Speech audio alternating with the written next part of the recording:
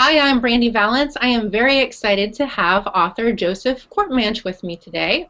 Joseph is the author of Assault on St. Agnes. Hi, Joseph. Hi, Brandy. How are you? I'm doing great. Joseph, what sort of drink did you bring for our conversation?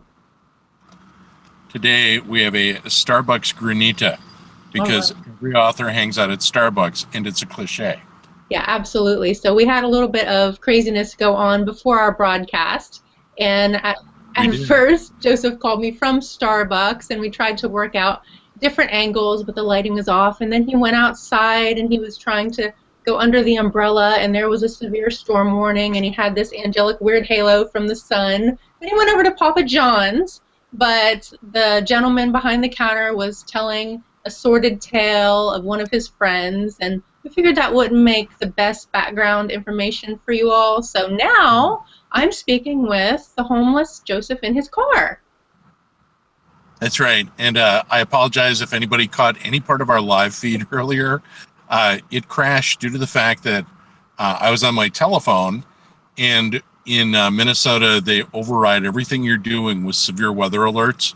And they crashed my phone with sending those while I was trying to do the video. So I'm just glad Brandy was able to get me back, and I'm risking my life out here in Tornado Alley. It's fine, though. We're good. Yeah, Yeah, it's good, and we're going to have a grand time, have lots of absolutely. funny conversations. So, It's a deal. yes, so Joseph and I, one of our first conversations was at the Broadmoor Hotel at a coffee shop, and I knew instantly that he was just my kind of kindred spirit. And we were talking about authentic writing and just being real, and I think y'all are going to really enjoy his perspectives. Thank But you. first, we're going to talk about something else that we have in common, which is our dogs. I have a Great Dane, Nessie. She is a Harlequin Great Dane, and actually, before we brought Nessie into the family, Joseph was one of the people that I consulted with because he has had Great Danes. And I would I like, have. yes, I would like for him to tell you all one of the funniest things that one of his dogs did. Joseph has had a lot of dogs. Well, I think the old English sheepdog story will wait for another time. But the Great Dane I had for many years, Duke, was probably one of the most destructive creatures on the planet. And one of his favorite things to do was to fluff up the carpet with his paws, like all dogs do. The problem is when you weigh 140 pounds and you have razor sharp claws, he eventually dug through the wall to wall carpet in my mom and dad's home and hit the subflooring. And my mom and dad loved the dog, but they were not about to replace the carpet and have him do it again because he was probably going to live another 4 or 5 years. So they just threw an area rug over it to hide the mark for a while. And Mom, if you're watching, I'm sorry I've given away the story of why that rug was in the family room for all those years, but it was because the dog dug through the shag carpet. Yeah, You were allowed to have shag carpet. yeah. So I have a very funny story about Nessie. As you know, we're intending on breeding her, but as breed dogs come into heat, you have a bit of an issue and you have to make diapers. So You on one of do. these occasions, I had made Nessie a diaper, and I needed something to cover the diaper so she wouldn't, chew it up and throw it all around the house. And I was reading on one of the Great Dane forums that you could use men's underwear to do this. So I found an old pair of my son's camo underwear, and I turned it around backwards and I slapped that on Nessie, and I think I was on my way to check the mail, so I'm going to the front door. I open the door, Nessie jets outside. There just happens to be a man walking down the street. She goes up to the man walking down the street, and she's jumping up in her camo underwear, attacking the man. Love me, love me. And I that, was that poor kid was probably mortified. wondering if he'd done too many drugs in his youth. Yeah. That dog wearing camo underwear. Yeah, this humongous Harlequin Great Dane wearing camo underwear, and I mean, I was so mortified I couldn't even go out there. And I told my son, I was like, Abishai, go get that dog. It was awful. They're gentle giants, aren't they? They always love to be sitting right on top of you and getting petted, and their ears are their favorite thing to have rubbed. Yeah, and she's so vocal. She has all of these different sounds, and I've never had a dog that portrayed their emotions as much as she does. So I really love her. Yeah, ours used to grumble all the time. He was pretty funny. Yeah. Well, we had a couple questions when we put out just our feelers on social media of what people might like us to talk about this evening. And one of All right. them was your bad selfies. They want to know the story behind the bad selfies that you do on Facebook, which are tons of fun. And if you don't follow Joseph, you need to, because it will brighten your day. Well, the bad selfies evolved because I have a friend, and she's actually the daughter of a friend of mine, and she's quite a lovely young lady. And I couldn't figure out, number one, how she took all these pictures. She has to have the longest arm in America, but she was constantly putting up selfies on Facebook. I mean, three, four, sometimes a dozen in a day. And it got to the point where I was laughing about it because there were so many of them. And I thought, I'll never look that good in a selfie. So I took a bad selfie on purpose that basically, I'll try and do it for the camera. You get like a corner of the eye, and that's it. So I put that up, and I just said, bad selfie. And I put the hashtag up. The next thing you know, I had a couple hundred people respond and say, well, do that again. Well, it's gotten to the point now where there's dozens and dozens of them up on my personal Facebook stream. And I probably should start putting them up on my author site because it's gotten to be a challenge. I have 4 or 5 people that I know out there in Facebook who are now doing their own bad selfies. And they'll put them up and they'll hashtag me and say, so how did I do? And I've completely ruined selfies for quite a few people with these. And I enjoy that.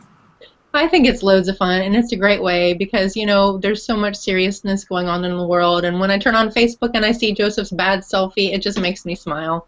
And my day's a little bit better instantly. Thank you. I'm glad it does. It's always a challenge to me to see if I can make it worse than the last one. And so far, I've managed to keep the string up. Mm-hmm. Something else that you do is every year, you can tell the audience for how many years you have been Santa. I've been Santa now for, I think this is going to be my 16th or 17th year. And it started out innocently enough. I was working as a volunteer with Toys for Tots. And our Santa had the misfortune of being a bad Santa. So the local TV station we were working with said, look, this guy can't come back anymore. And I'd never been in the Marine Corps, but I was in the Navy. And I just went up to the gunnery sergeant. I said, hey, Gunny, I'm fat and I have a beard. Why don't I go get a suit? I could be Santa. And the next thing you know, I was getting a custom-made suit made by a coworker's wife. He was also a professional Santa. And he said, well, would you like to work off the price of the suit? I could get you some work. So I started doing it strictly for Toys for Tots. And now it's evolved into something I do for quite a few local charities and a lot of private home visits with sick children. And I do it commercially. I've been the Santa for the Minnesota Vikings, complete with purple Santa suit for a number of years, and just love it. It's a blessing, and it's kind of a ministry for me because I get a chance to pray either openly or quietly over every person that comes to take a picture with me. I just love it. If you can't be happy as Santa Claus, there's something wrong with you. Yeah, I think that's just awesome. This is probably a hard question, but do you have a favorite memory from being Santa or an interaction? I have a couple of favorite memories. One of them was one of the very first years I was Santa.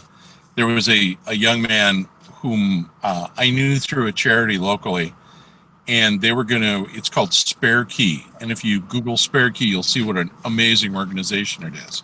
Well, this was 10, 15 years ago, and we went to visit this young fellow. He was 4 or 5 at the time, in the hospital on Christmas Day. He was immune suppressed. He's going to get all his bone marrow replaced the next day. And he knew as much as any young child could that their chances were pretty good he wasn't going to make it. So he and his family accepted me into their heart, and we took the greatest Santa photos ever that day. And one of them has been a screensaver off and on my computer, and it's the two of us sitting there. Neither one of us has any hair, both for different reasons. grinning like idiots, smiling for the camera, giving a thumbs up. And he made it. He survived. He's a cancer survivor now for well over a decade. He's probably a young man now that I think about it. But that's probably one of my best memories. One of my best Christmases is being able to do that. That's awesome. I love that. Well, let's talk a little bit about writing now. Okay. What would the young you think if he came across your book? Oh, the young me that was in the military would be horrified that I had disclosed all of that information about what I used to do. When I joined the Navy back in 1984, I enlisted as a cryptologic technician. And if you were able to travel back in time to that period, nobody knew what the job was. Excuse me. Highly classified. They told you from day one, look, you can't talk about this. Just keep your mouth shut. We frequently didn't wear uniforms with our job insignia if we were traveling. We always just traveled as petty officer so-and-so, never as cryptologic technician so-and-so. And so if I went back and showed the book to that young man, he'd be utterly horrified that I would ever write a book about it. Now, almost 30 years later, all of the stuff that's in the book has long since been declassified. I don't talk about anything specific to any missions I ever did, because that stuff would still have an impact on national security. But I'm able to talk about it in generalities. And the story is made up from whole cloth and based on my current knowledge of the telecommunications network. But yeah, the young me would definitely want to punch me in the face for writing the book, no doubt. Yeah, I'm trying to think, the young me, what would she think if she came across any one of my books? I think that person would be, surprised, and I think there would be an element of just, wow, shock. But I think that it comes from just so many different seasons, and I've had so many different versions of myself. And I read Yes. a quote the other day on Facebook that each season will require a different version of you, and I found that to be really poignant. And I definitely know I was in a certain season when I wrote The Cover Deep. I was in a certain season when I wrote Within the Veil. But I think that's a good thing, because I think that books are very seasonal, and we can't write a book for the whole world, but I think we can very much just pour out ourselves for that specific season that we find ourselves in, and then hopefully that will speak to readers who are in that season, and that they'll enjoy that as well. I think that's the greatest gift we have as authors is on occasion you hear back from a reader that you've done something that's profoundly impacted their life for the better. Excuse me. And without going into the whole story, I had that happen recently. Somebody who'd bought my book had had a tragedy in their family, and they spent hours and hours in the hospital in the ICU waiting for their wife to wake up after surgery. And the wife very likely was going to be paralyzed after the surgery. They just didn't know. And he thanked me for writing a book where he could escape from the ICU and that waiting room he was in and hop into the world I'd created for a number of hours. And he felt that it really gave him respite from the tension and sadness he was enduring at that point. So that made me feel good about what I do as a writer, and I know that we do touch people like that. Absolutely. That's such a beautiful, beautiful gift. And I know, It is. yeah, that beyond just the writing itself, because you probably love the writing like I do, right? Just I love the writing. It's a challenge sometimes. It's hard to sit down at the word processing equipment, and that probably dates me using that phrase. It's hard to sit down at the keyboard and crank out things on demand, whether it's a blog a couple of times a week or a book. But when you get something written that is really good, at least in your opinion, there is nothing like reading your own work and just laughing and saying, I don't even remember writing that. Boy, that's got a great ring to it. I like that. I've had that experience as well, and isn't that it is sort of surreal. You'll read, a scene or whatever, and it's like, whoa, who wrote this? And this is really cool. I did that today. I was reading over the last part I wrote, and I don't know about you, but I go into the zone. I'm actually in the room with the characters and just capturing it on the keyboard, and it's almost as though I'm listening to them speak and just transcribing dialogue. So I gotten through this passage and I went back and read it today and I started laughing because it was so much like this character that I identify with in the book. Um, Her name is Colleen, for those who have read the book Assault on St. Agnes. But she was saying something, and it just struck me as, oh, that is such a thing she would say. I love that woman. She kills me. I love how real they become. I mean, to me, it just seems like they are just so real. Like I could walk down the street, knock on their door, have dinner with them, have coffee with them. Absolutely. Yeah. And it's funny, too, because I know that readers have that same sense. I've Hmm. had a couple of readers mention a certain character to me and ask, well, who's that modeled on? It's like, well, no, it's a character that sprung to mind in my head. It's like, Zeus springing to mind in somebody's head. God just gives you these people sometimes that you can write about and not hurt anyone's feeling because they're completely fictional.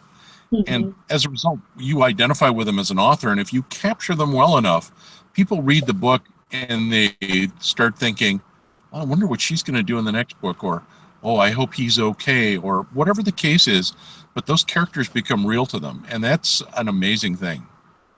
Yeah, and one of the things that you mentioned a few minutes ago was just about how, the characters start talking.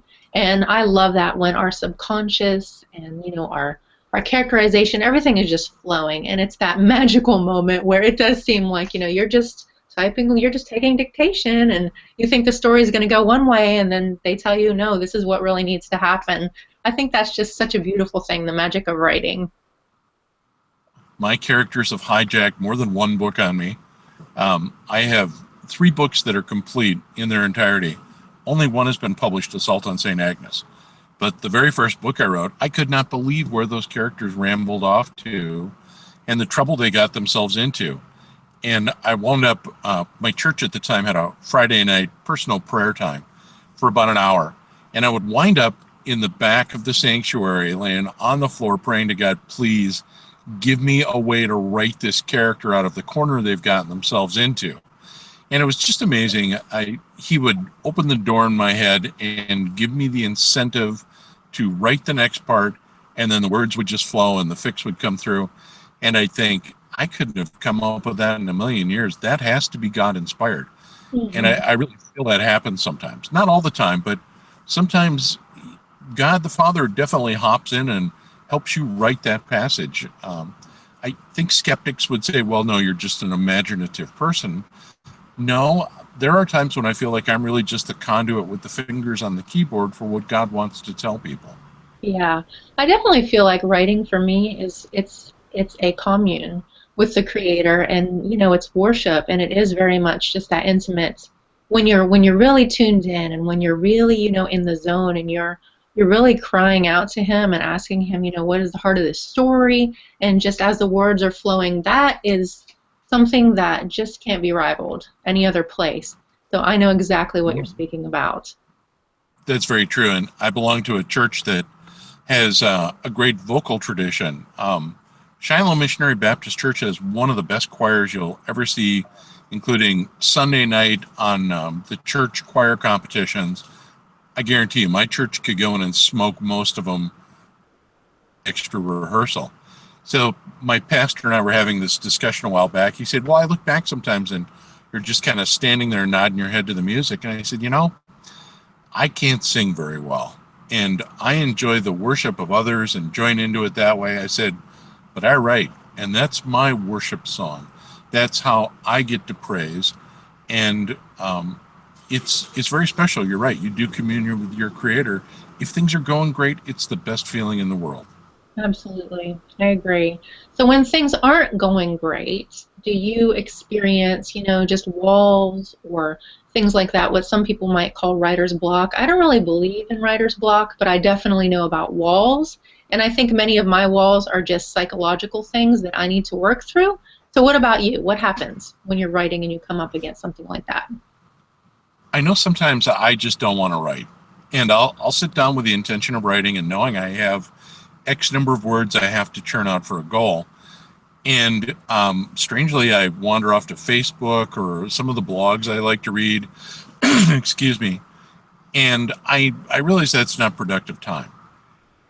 But if I really hit a point where I don't feel any inspiration at all, I binge on Turner Classic Movies and Netflix. And I guarantee you, if I sit down and watch The Maltese Falcon or Casablanca or even Caddyshack, something that's kind of a classic that has great writing in its own sense, that will inspire me to get up and go over and write for a while. But that helps break the logjam and release my creativity. I agree with that because I have done that as well. Sometimes just watching movies, just being engrossed in story, it really works well for me. So I think that's Well, awesome. it helps you capture, if you're watching the movie as a writer, and I think writers unfortunately look at things very differently than most people because we've been ruined. We're looking for story arcs and gateways and all of the things that writers try and put into their work so that it's acceptable to the masses. And the great writers do the great things in these movies. So if you can watch it for a while and catch that aha moment where you know what Sidney Greenstreet's going to do next, but the way they bring it to the screen just captures something beautiful, and then it inspires you to go and put something equally as good in your writing. That's an amazing thing. And I thank God for those old movies. Yeah, I love the old movies too. Here's a bit of turn of conversation, but what job would you be horrible at? Oh, I'd be a terrible preacher. There's no doubt about it. If you put me in the pulpit, there's a disaster waiting to happen. Because as good as I try to be sometimes, and my wife will vouch for this, um, the sailor in me comes out, and that's the last thing you need from the pulpit. So um, I'm also really opinionated, and I think that sometimes when that comes from the pulpit, if it's not well versed in the Bible and Scripture, it can be a mistake. And although I'm a follower of Christ and a Christian, the last thing anybody will ever accuse me of being is a scriptural expert. And so being in the pulpit would be a really bad job for me. How about you? Well, I am thinking, I was actually a bank teller for about 3 years, and that was really hard on me because I am not a stay in your little place and do your job. And I mean, it has to be creative. It has to be, ideas and story and just that kind of a thing. I'm very much just a free-spirited, don't box me in and don't give me limitations because I want to find my limitations and I want to explode them, and I'm all about, growing and learning. So the whole bank teller thing did not work out for me. I would not do well in a factory. I wouldn't anything like that. Any cut and dry, just it would not work for me. I've had jobs like that, and some people might say that they're humbling or demeaning. I don't think so. I found that some of the jobs I've had, even as a janitor, or one of my first jobs was working for a Catholic cemetery as a groundskeeper. And because I'm big and strong, one of the jobs I had was doing the burials. And even the simple task of moving that earth or mowing the lawn or cutting down trees or whatever, there's kind of a beauty and a reward to that in and of itself. But standing on a factory assembly line, I did that for a couple of months one time. And it wasn't something I would want to make a career out of.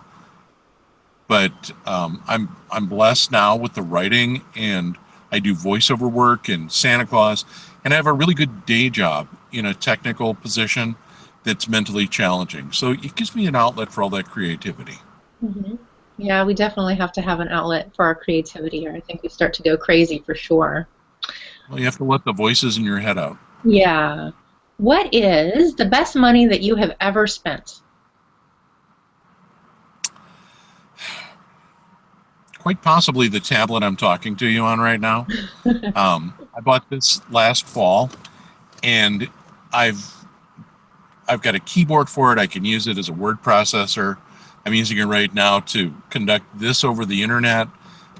It's got my Kindle application on it. I've got 35, 40 gigabits of music on it. It goes everywhere with me, and it does pretty much everything that any computer I've ever had does. and it was way cheaper than any other computer I've ever bought. I think the best money I ever spent was I had LASIK eye surgery, and I was pretty blind before that. I couldn't see but about right here, so I love not having to wear glasses or contacts. Yeah, that's true. I had LASIK a number of years ago, and I'd been wearing glasses for well over 30 years, and I was legally blind in one eye without the glasses, like 2,600 or something like that. Hmm. And I remember the night that I had the LASIK done, I went outside, excuse me, and looked up at the starry skies. For the first time in my adult life, I could see the stars without eyeglasses. And it just impressed me how powerful God is in this universe when I sat there like that. So yeah, okay, LASIK is now back on the table as the best money ever. Yeah, I mean, I kind of remember the same thing after the surgery, thinking, wow, people really see like this. This is really amazing. The next morning, of course, I woke up and I had a Sheltie named Ed at the time, and there's Ed's nose 6 inches from my face, breathing on me. And I woke up and he was totally in focus, and I thought, wow, how many nights has he done that? And I haven't even seen them at the periphery of my vision. Well, here's another question for you. If you could slip into the world of one book right now, what book would that be? Or genre? You can leave it open to that.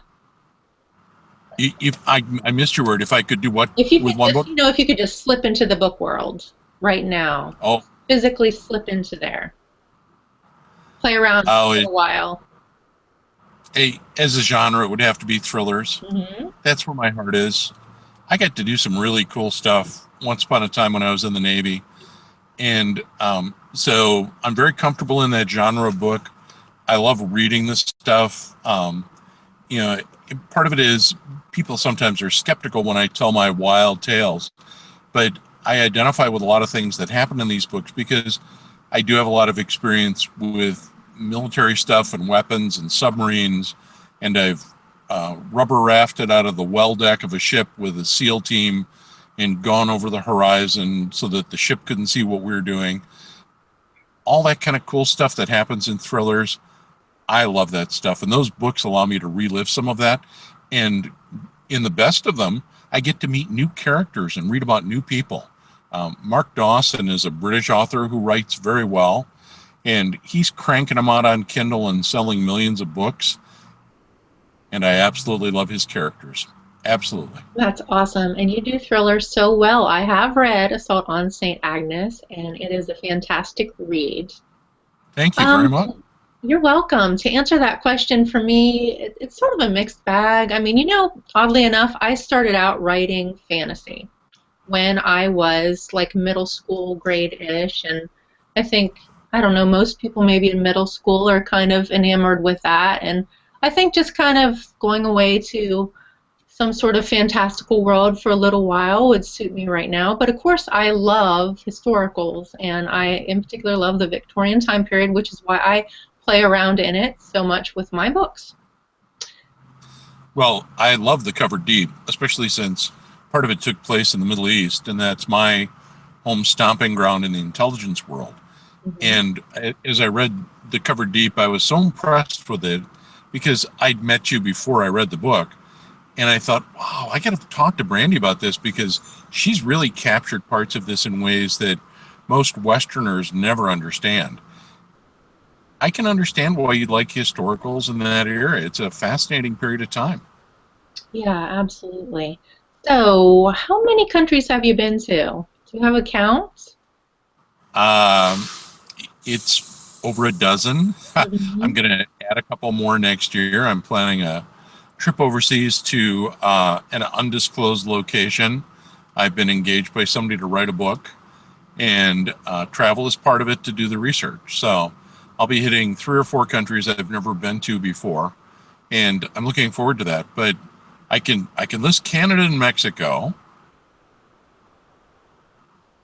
everywhere almost in the NATO countries, except the northern Scandinavian states and parts of North Africa in the Middle East. I'm thinking I've been to around 9 countries, but that's not nearly enough for me. I just want to travel and experience as much of the world as I possibly can. So, Me too. What's your favorite place? oh, of course, it's Europe. I mean, I just love the feeling of the old country and the food and the music and the people and the age and the culture. I could definitely see myself living in Europe. Absolutely. And, in particular, England, Scotland, Ireland. I've never been to Ireland, but I've been to England and Scotland. Loved them both. I lived in Spain for a couple of years when I was in the Navy, and excuse me, traveled to Italy all the time, France as well, but mainly Italy. And I love Morocco too. But Mm. my heart, a big piece of my heart, is now in Haiti, where I've been on a couple of mission trips. And I love the people, and I'd like to spend more time there. I need to go back. Yeah, absolutely. I've actually been learning French, and after French, I'm going to start learning Italian. I can keep myself out of jail with Spanish. So, I'm liable to wind up in jail with as bad as my Spanish is. Picture this: I learned Andalusian Spanish, which is the southwest corner near Cadiz and Sevilla, and they have kind of a unique lisping pronunciation. So combine that with the fact that I learned to speak it with Arabic as my primary foreign language. And so I speak Andalusian Spanish with an Arabic accent. And when I go into the local bodega, they are completely confused as to what the big fat guy wants. yeah. So, how many languages do you speak then? Um, I think competently I almost speak English now. It's No. marginal some days. Um, Arabic, I speak it okay. I understand it fairly well, mainly just because I've been gone from it for a little while. But if you were to put me in Cairo for 2, 3 weeks, I'd be okay. I'd be back to being nearly fluent again. It's just you fall away from it after a while. My German is good. I can watch things in German and understand them. When I speak German, I sound like an imbecile, so that works out well.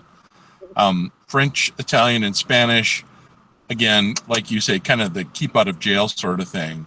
And then I know a lot of really naughty words in Russian. All right. Well, I suppose everybody has to know those sorts of words. It's the very first thing you learn at the Defense Language Institute in Monterey, California in the 80s, because it was primarily Russian speakers that ran the place. And so they all spoke Russian around each other. And my wife was a Russian linguist in the Navy. So I knew all of her friends. We were all sailors. That's where the vocabulary came from. I did not know that about your wife. That is so interesting. She was a spook too. We fell in love. And for me, it was love at first kiss. And for her, it took a while. And I eventually conned her into marrying me. And we've been married now for over 32 years. And now you make jam together, and she says that you might need some rehab, I was reading on your website. Yes, I have a severe jam making addiction. In the summer in Minnesota, when the fresh fruit comes out, especially rhubarb, which, if you're not in Minnesota or the upper Midwest, you may never have had rhubarb jam, but we combine it with cherries and blueberries and peaches and everything else. And I love doing homemade jam. I have a friend from work that joins me, and Carol and I will chop and dice and everything for about 8 hours, and then we'll cook for 5 or 6 hours in canning it. And we'll put up anywhere between 80 and 150 jars of jam every year. I think that's awesome, and I have been the lucky recipient of some of that jam. Joseph has sent me some jam in the mail, and that was a very happy day when I got to have some of that. And I recall that I did. Were you the one who told me about the Russian custom of putting jam in the tea, or did I find that? Do you remember? No, I told you about that, and it's a great custom. They, instead of sugar, they'll put spoonsful of jam in their tea, and so, excuse me, with the right kind of jam, you'll get little bits of fruit at the bottom of your teacup at the end of it. And it was pretty good. It's really a nice thing. Yeah, it is. I like it. Yeah. So let's talk a little bit about thrillers again. I'm sure we have some writers who are watching this. And what advice would you give to writers about how to write thrillers? What are the important things that you need to really be mindful of? I think you need to know your audience pretty well. And the biggest thing you're going to find with thriller audiences, especially in the military espionage ones, is that there are a lot of old spooks and special forces people that read these books. And if you are not convincing and accurate and genuine in what you write, they will spot it a mile away and drop you like a bad habit. So you need to make sure that not only you are honoring what they've done in their past and you're careful to represent it very well, but that you get the details right. So you can't have, 40 millimeter Glock revolvers. It doesn't make a revolver that I know of. 40 millimeters is a gigantic grenade sized weapon. And yet people do this all the time in writing thrillers because they don't take the time to understand the weapons and how they're liable to be carried. Get away with more than one or two little glitches like that before they discard you. So you have to do your research. You have to be thoroughly competent in the world that these characters will occupy that you're writing about. You are extremely good at tension on the page, and as writers, that's something that we're always told is, tension on every page. And one of my favorite scenes in Assault on St. Agnes was the warehouse scene, and I remember just feeling what the character was going through, and you just had all of the sensory details down, and that was such a good scene. Do you have? Well, thank you. Can you? We're going to go back to the warehouse in the sequel. Okay, all right. The warehouse. That's all we need to say about that. You all need to read Joseph's book so you can get to the warehouse. What is your best time to write, and where do you write? I can write almost anywhere. I was actually writing in Starbucks right before we did this call. I would say the last couple of books I've written have almost all been written at my house on one computer location. I wore out the first computer and I had to get another one. But this time of year when it's halfway decent out, I like to take my boat anchor laptop and go out on the patio where Stormy, my sheepdog, and I can hang out and write in the sunshine. And I call it my boat anchor laptop because it's one of the first 17-inch screens. It's 12, 13 years old, and it weighs a ton. So I only use it to write on at home. Do you listen to music when you write or not? I absolutely do. And I'd like to thank Amy Grant right now for her album, The Collection, because one of the things I can do when I need inspiration and I feel like I've hit an impasse and I need to get through it, I'll put The Collection by Amy Grant on and start writing. And by the time I'm 2 or 3 songs into it, I can almost always break the logjam and get something going. That's awesome. I was reading recently, it may have been Stephen King who was saying that writing is a form of self-trancing. And that makes a lot of sense to me because when I put my earphones on and I listen to a lot of instrumental and the world disappears, I think it's just one way that we can get in the zone. It's really funny. I don't know if you experience this or not. Excuse me, but when I'm writing, the world around me disappears sometimes. I lose all situational awareness. The phone can ring. I've actually come out of the trance long enough to realize the dog has clawed my leg until it's bleeding. Wow. And that tells me I've been somewhere else doing something else. And I find that I get into that almost trance state where I'm in the room with the characters. Mm-hmm. That's a great place to be as an author because then you really know how it feels to be at that moment. And I like that. That's a blessing to be able to escape into your own created world.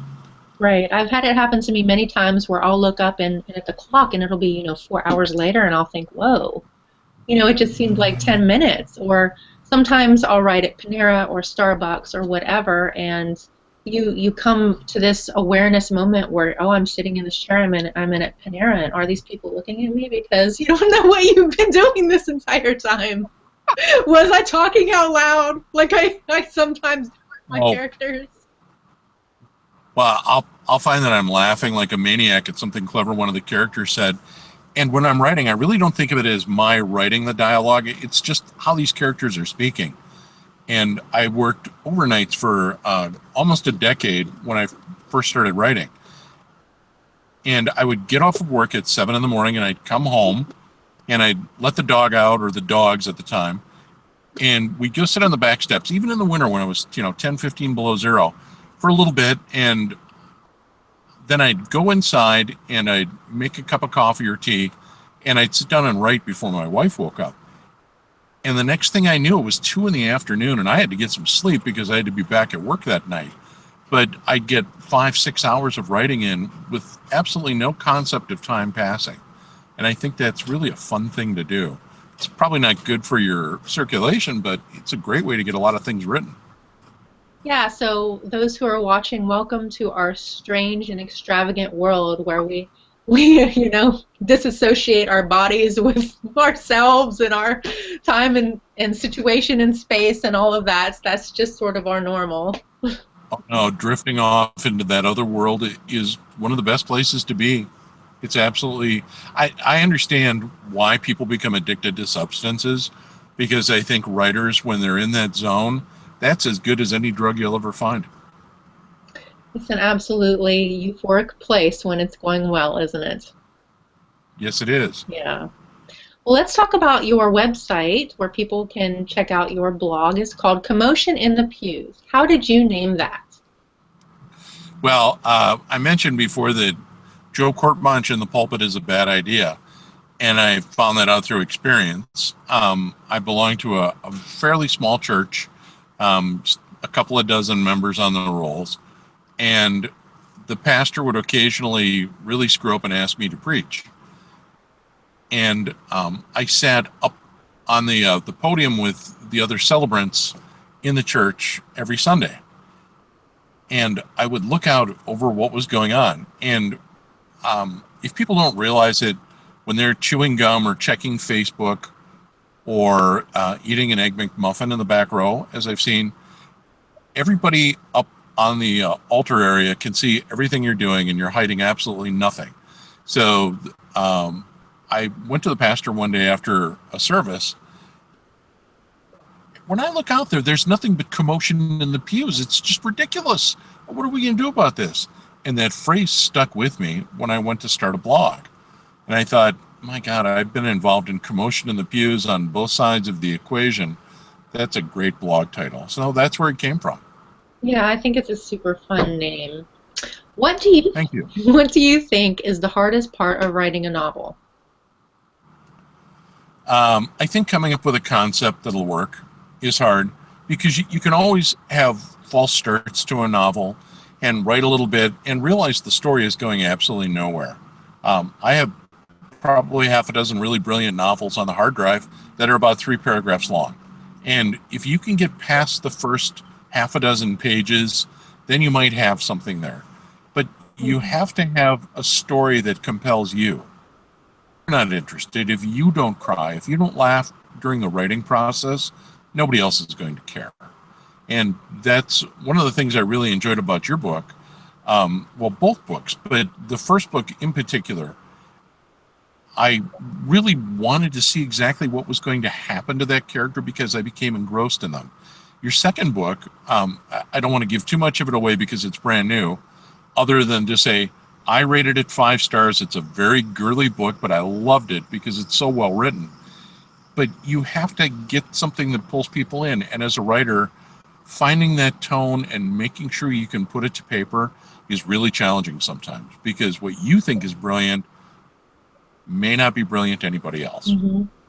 Yeah, and I definitely think something else that novelists struggle with is just the self-doubt. And from what I've seen and from with a lot of different author friends, I think we're our own worst enemy. And many times we're not the best judge of our writing. So I think that's why it's so important to have a really good critique group and people who you can trust, who aren't, your mom or those people who are just emotionally invested in you, but the people who know what your vision is, and if you're showing up emotionally on the page or if you're copping out and playing the safe route. I think that's really important.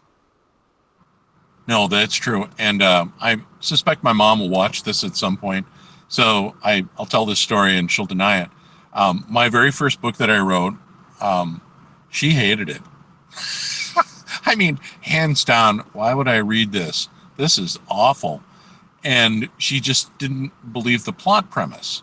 and it was a speculative fiction work. And I tried to explain to her, well, Mom, it's not real. It's speculation. It's what might happen. Well, it's just not believable. I couldn't crack that barrier. So if your mom hates your own book, you're in trouble. It's not good for you emotionally as a writer. Thankfully, she really loved Assault on St. Agnes. So I've recovered that respect from her. Well, that's good. Let's talk a little bit about the importance of reviews. That's something that you'll often shout out on Facebook, and just tell our watchers why are reviews so important. Your review, when you go on Amazon in particular, but Goodreads and Barnes & Noble as well, play a crucial role for every author, because we need an incentive to write, whether it's just your accolades or actually the revenue that comes in. Revenue is a great thing. It helps us to finance the research and the new computer and all that other stuff. But Amazon in particular has an algorithm that ranks your book based on the number of reviews you get. So when you read the book, it's great to send the author an email that says, I loved your book, it was fantastic. But to take the contents of that email and paste it into a review on Amazon, now you've added one more review to that author's pile. And if you give them 4 stars or 5 stars, you've probably boosted their ranking a little bit. But Amazon and the other book companies weigh very heavily on how many reviews you have. So Assault on St. Agnes is sitting right now today at 76 reviews. I'd like to see another 25 or 26 reviews to get me over the magic 100 number. It's very important, whether you liked a book or just felt it was so-so, to get on Amazon and review it. And don't do spoilers, don't give the plot away, but help that author out. Let everybody know that you took the time to read it, because you're taking that 5 minutes of your life, helps us hit the next threshold. And when you hit certain thresholds, Amazon increases your profile. So instead of being number 4,000 on the search for thrillers, military, now Assault on St. Agnes might come up in the Hot 100. That's a big deal. And all because one more review came in and you crossed some unseen threshold that they've set. So it's vital for readers to go out and review the books that you write. Right, and I think just from a psychological perspective, when a buyer comes to your Amazon page, it could be a fantastic book, but if it's only got 5 reviews, I think, subconsciously they're thinking, oh, what's wrong with this book? I mean, a lot of people aren't reading it. No, that's a huge part of it. And there's a certain magic to going to somebody's website and seeing that their latest book has 50 reviews or 60 reviews, and they're all 4 and 5 star, because you think, well, geez, now I should read a couple of those reviews and see what they say. And if they all talk about, snappy dialogue and tense plot and all that kind of thing, well, that's a book I want to read. As a reader, that's what I look for. If something's consistently getting 2 stars and there are only 6 reviews and the book's been out for 5 years, that tells me nobody cared enough to actually do anything with it. So yeah, it helps an immeasurable amount. They're worth their weight in gold, even though it is cyber gold. Right, and I've had readers talk to me and say, well, I'm not a writer. I don't know what to say on the review. And I say, well, just be honest. And even if it's just, I read this and I liked it. I mean, that helps. And just put an appropriate star of whatever you feel is appropriate for that story. Just contributing that little bit really does make a difference for us. And feed an author, keep an author alive, and leave a review and spread the word for us. That would be fantastic. Oh, absolutely. And really, as little as 20 words is what they consider to be a valid review on Amazon. So if you go on at 20 words, it doesn't take you very long. I bought this book 6 weeks ago, kept it on the shelf, and read it all in one night because it completely sucked me into the world they created. Bravo to Brandy Vallance. Let's see more like this. That's the kind of review you cannot buy with money, and yet that's something from the heart. That's something somebody really felt. You don't have to analyze the plot. You don't have to critique whether it's first person or anything. Just write what your heart feels about it and put it out there so people know that it's a good book. Absolutely. And for those of you who have left reviews on my books or Joseph's book, thank you very much. We so appreciate that. Oh, more than you can imagine. Yes. Yeah. So why don't you tell the audience what is next for you? What are you going to be working on? I'm working on the sequel to Assault on St. Agnes. I pounded out 2,500 words today, which if you're an author, you realize That's a lot of words in one day that are good words anyway. And I also just received a commission to write a book for someone else. We're going to sign the contract sometime in the next week or two, I would imagine. And that's exciting because it's a paid writing job, and I love it. I'm also still blogging at least once a week, sometimes twice, mainly twice, at Commotion in the Pews. And you'll find everything from my incredible wit and insight into the modern political scene to short stories, flash fiction, and a steady diet of updates on my dog Stormy. Yes, so everyone who wants to share in Joseph's absolute modesty can read Not a his person blog. suffer from, no. I'm just teasing because I know you said that sort of tongue in cheek, but he is such a funny guy, and you will not be sorry if you follow him on social media and on his blog. And just a fantastic guy with one of the biggest hearts I have ever met, and so, so funny. I'll tell you, one of my brightest days was when I got something really special in the mail, just to show you all what sort of a guy Joseph is.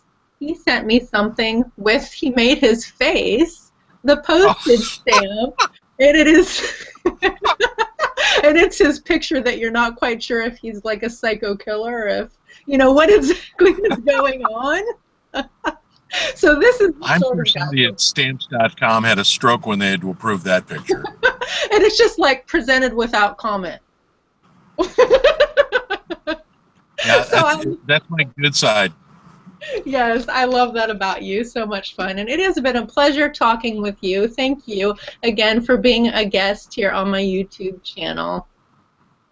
Well, thank you, Brandy, and I really strongly recommend if you're looking for a great historical Behind the Veil. I get it right? Within the Within Veil. the veil. Good try. Within the Veil. Screwed that up. I am sorry. I read it in its beta form before it was released and absolutely loved it. I think I read it in 3 nights. And I didn't even get in any trouble at work for reading on the job, so that's a good thing.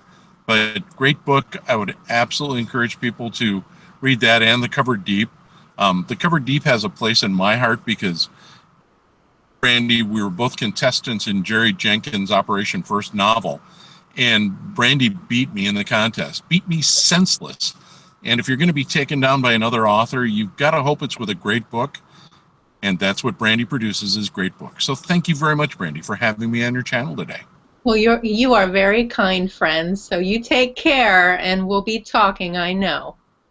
I will, and now I can roll the windows down in my mobile homeless shelter here and head on home. All right, bye-bye. Bye-bye.